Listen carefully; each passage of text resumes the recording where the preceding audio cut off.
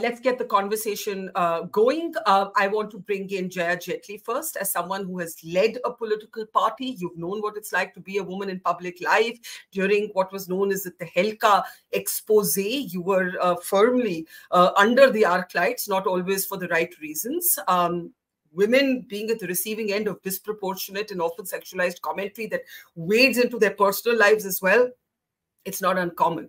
What do you make of what was said about Kangana? I think there's nothing to debate there. Everybody, including the Congress, agrees that it was absolutely odious language. But it's become political because now everybody's turning around and saying, "Aapne bhi aisa bola, aapne bhi aisa bola, aapne tab aisa bola, aapne tab aisa bola." Jaya, your take. Well, I think that's the most disgusting thing, for people to find the whataboutery narrative in this, because there are some things where unless the leader who's being accused does not stand up taller and say that you may have done it, but I'm not raising those now, I condemn it now, and whatever. And to kind of defend oneself through whataboutery is not right at all. Even if Supriya is not doing it, if the party is doing it, it doesn't do them any credit. Of course, every party says it. And since you did mention me, I wouldn't have liked to mention all what I've been through, but it has happened for years. A senior leader in my party used to come back from parliament and say, you know how they treat women, and under their breath, they call them furniture. Furniture in parliament. So from furniture now, I believe there was an image of some vegetables there next to Kangana. So it's like women are like vegetables. You can look at them and see which one looks good and then take it or whatever.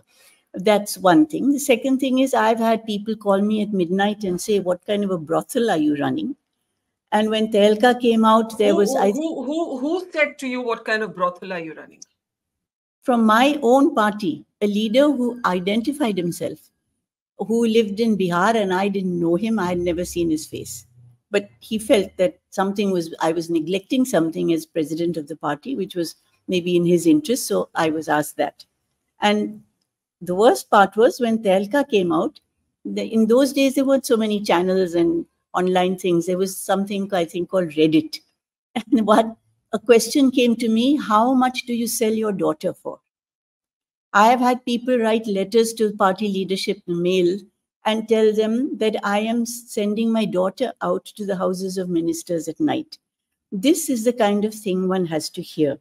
But one just grits one's teeth and carries on, because that's precisely what they want you to do, is to run away from the battlefield. And women who go into politics have to be tough in any case. You don't have to shout and be aggressive. Now, this is where Supriya, I'd like to mention that she's why can't you shout if you want to? You can be whoever you want to, right? Some people have a more cajoling, consensus building style. Some people have a more in your face style. I think men and women should both be entitled to choose to be the kind of public figure they wish to be. Jaya Jetli. No, I'm talking about the words that Supriya often uses.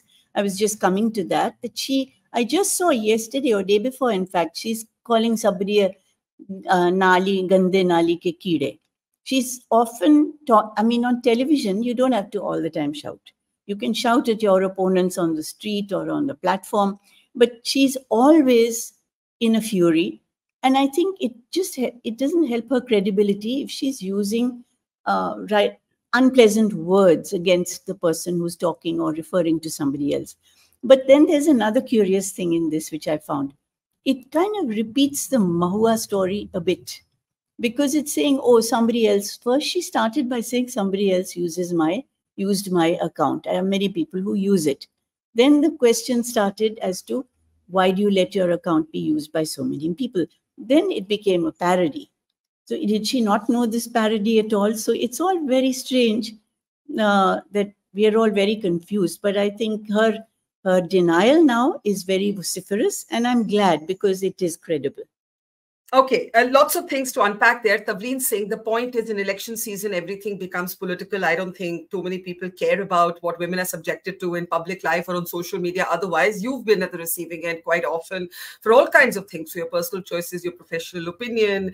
Sometimes they call you a left-winger, sometimes they call you a right-winger, and that's when they're being polite. So this isn't new for any of us on this program.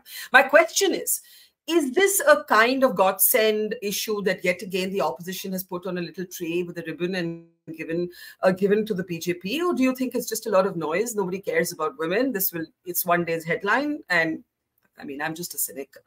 Tomorrow we'll be in another controversy. It'll just fade away. I don't see it becoming a major political issue. But there are two things I wanted to say. Women journalists face exactly the same thing.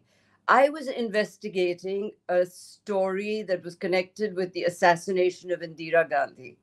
And I started to get calls at night. And, unfortunately, I had my mother's maidservant looking after my son. And they would make sure that she often I wasn't there, she would pick it up.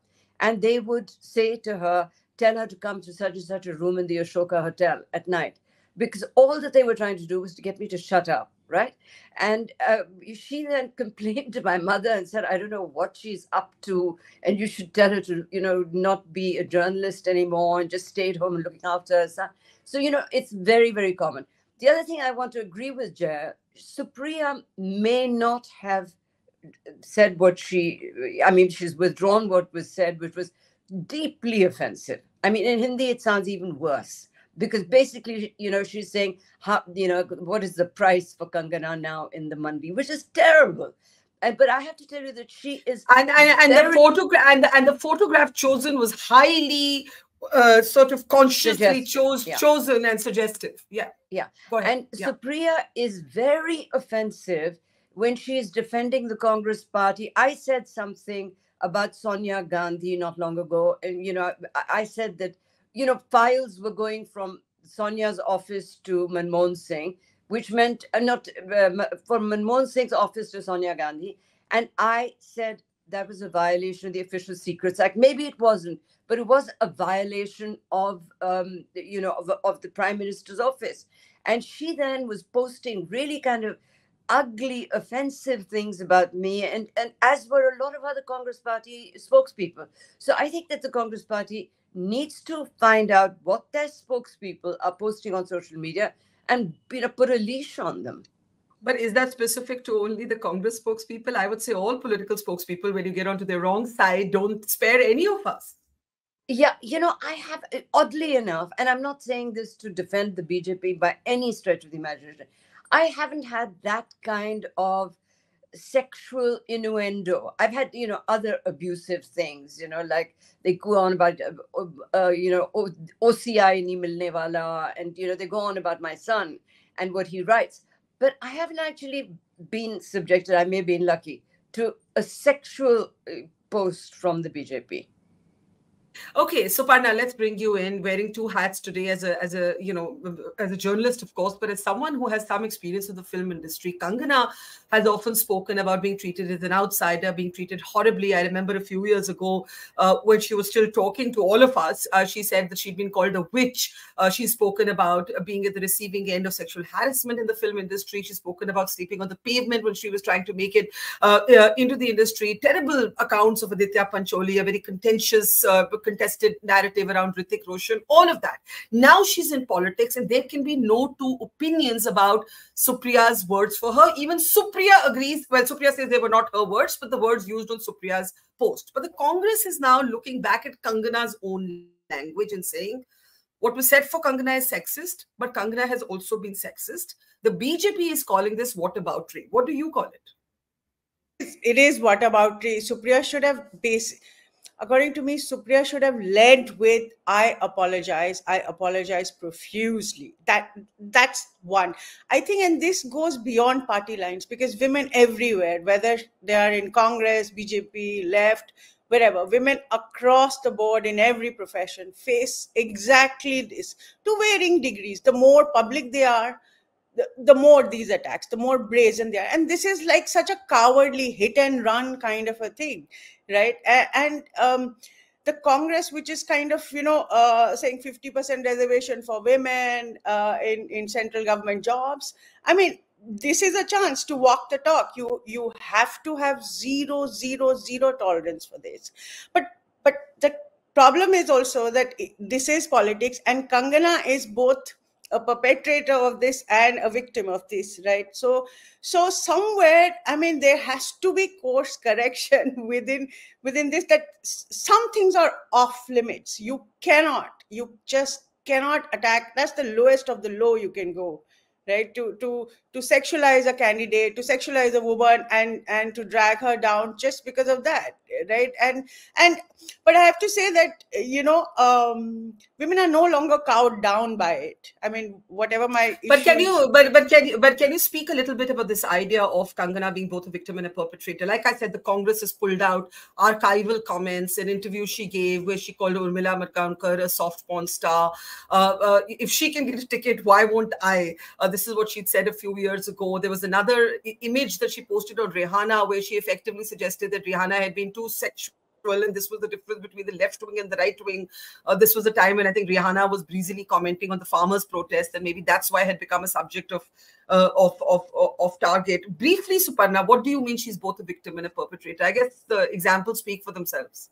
Right, and she's contributed to this. I mean, who goes on national television and says, calls a colleague, an actress, a soft porn star? Who does that? Like, why would you do that? And what's the point? What are you doing? What are you trying to say? I mean, you're denigrating yourself, So so that's what I mean. But I don't think, I mean, it's important for Kangana also at some point to apologize for those comments that she made. But right now, the point is not that usne bola aise to main bhi, then I'm okay. No, this nonsense has to stop. This, cyclic kind of what about Riya Jayaji said, that has to stop. And this parties have to just say this is off bounds. I mean, but I just want to say, I mean, when Prime Minister kind of catcalls Didi or Didi and all, you set tone for various things, and there has to be, like, these things have to now stop.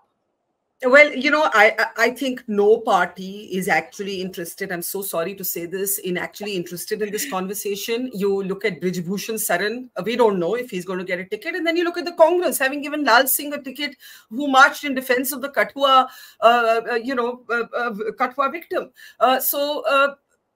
Let's bring in Geeta Bhatt and Zakia Soman there. This is something that's really disturbing, and I should say that I said the Kathua victim, I meant he led a defense of the Kathua accused. Geeta ji, your thoughts? Of course, what Supriya has said or allegedly said, or someone else in the Congress has said, is absolutely odious. But for the National Commission of Women, for example, the chief has intervened. And there are those who are saying, but she didn't intervene for other people. The interventions of the NCW is selective. And this becomes a zero-sum game where nobody really cares about women and how we are treated in public life and in public discourse.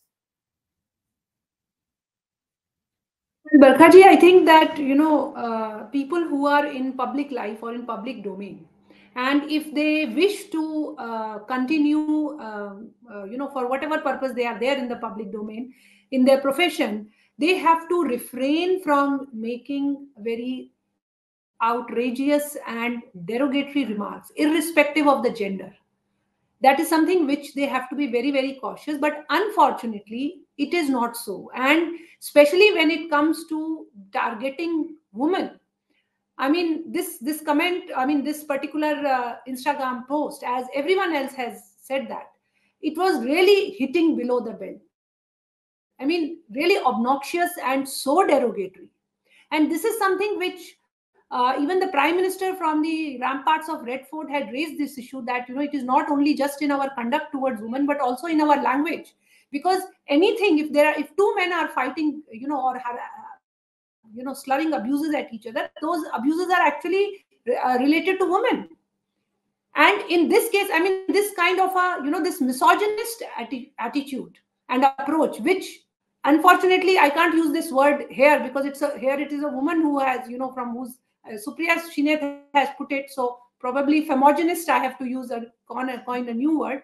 But the point is that it is important that political parties and their leaders, instead of siding with their own, they actually should rise above these biases and stand for any such kind of a derogatory remark which is being made, for which one example I would like to put forward here, and that I remember was when Sushil Kumar Shinde, he was the home minister in UPA, and at that time when Jaya Bachchan was speaking in the parliament, he snubbed her very badly and said, this is serious issue, ye koi filmi baat nahi ho rahi hai.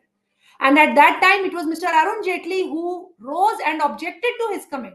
And he said, this is no way. She's an honorable parliamentarian over here. She's putting forth a point. You can't, use this kind of this kind of an attitude is required, actually. Yeah, I think that's the point, Zakia Soman. It's very rare to actually see women come together or even men come together on an issue that relates to gender without it being completely along party lines. Take Kathua, for example. The Congress was so critical at that time of the BJP handling. The accused was linked with the BJP. The BJP threw him out. Now, the Congress is now supporting him, right? So this is a perfect example. If you look at Lal Singh and Kathua, this man marched in support of the accused of a child victim of sexual abuse and assault. And forgive me my cynicism, but I opened with that cynicism. Kuch nahi badlega. In fact, the Supriya Kangana's argument will be presented as quote unquote a cat fight. Ye dekhiye ye aurtein jo ladti rehti hain aapas mein. Can we unmute Zakia Soman, please? Give us a second, ma'am. 1 second. Go ahead. So we have always been patriarchal. We have always been misogynist, and added to that is now the overall context of a very coarse public discourse. Where more often than not people are uncivil, and what was told about Kangana is outright condemnable. It is unacceptable, and for whatever it matters, Supriya Shrinate seems to be apologizing.